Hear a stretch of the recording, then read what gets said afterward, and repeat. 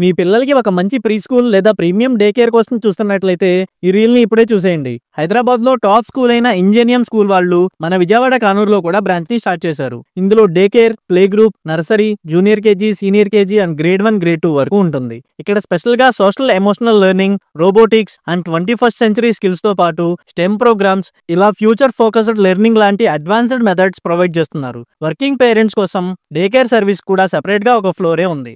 లోపల ఎన్విరాన్మెంట్ కూడా సేఫ్ గా ఉంది.